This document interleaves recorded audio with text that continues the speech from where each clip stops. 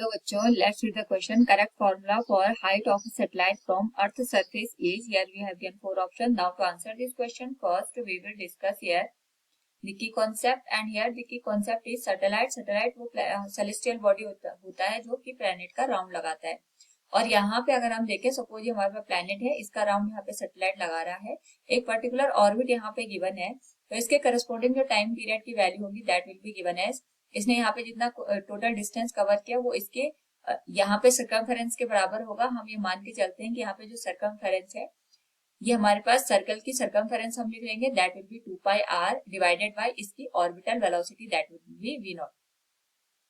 तो v naught की जो वैल्यू होती है it is given as square root of g into mass of the planet divided by distance between planet and the given satellite, जिसको हम यहाँ पे स्मॉल आर से इंडिकेट करते हैं. एंड स्मॉल आर को अगर हम यहाँ पे प्लैनेट के सरफेस से देखेंगे तो that will be given as radius of the given planet plus height h के बराबर. हमें इसी h की वैल्यू यहाँ पे कैलकुलेट करनी है. तो क्वेश्चन में यहाँ पे अगर हम ऑब्जर्व करें तो टाइम पीरियड की वैल्यू पूछिए. सबसे पहले हम यहाँ पे t की वैल्यू कैलकुलेट करते हैं तो ये आ जाएगा 2 pi into R divided by V naught की वैल्यू हम पुट कर लेते हैं. This will be square root of gm divided by r के बराबर.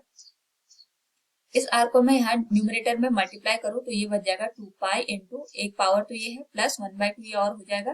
This will be given as 3/2 divided by square root of g into m.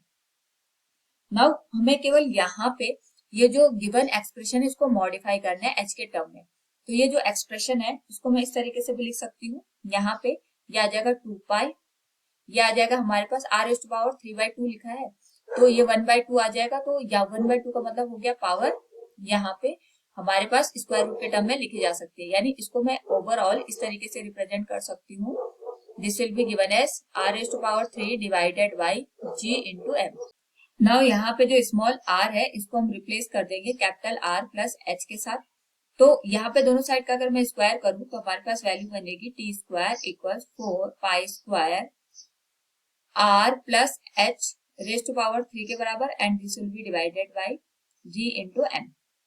Now यहाँ पे हमें h की वैल्यू फाइंड आउट करनी है. तो इस पर्टिकुलर केस में हम यहाँ पे जो गिवन एक्सप्रेशन है इसको इस तरीके से लिख सकते हैं r plus h whole raise to power 3 will be given as g into m into T square divided by 4 pi square. Now अगर हम ऑप्शंस को देखें तो जो गिवन ऑप्शन है हमारे पास वो स्मॉल g के टर्म में दे रखे. तो स्मॉल g यानी acceleration due to gravity on this surface of the earth, तो ये होता है हमारे पास gm divided by r square के बराबर. तो gm को हम यहाँ पे रिप्लेस कर सकते हैं g small g into r square के साथ.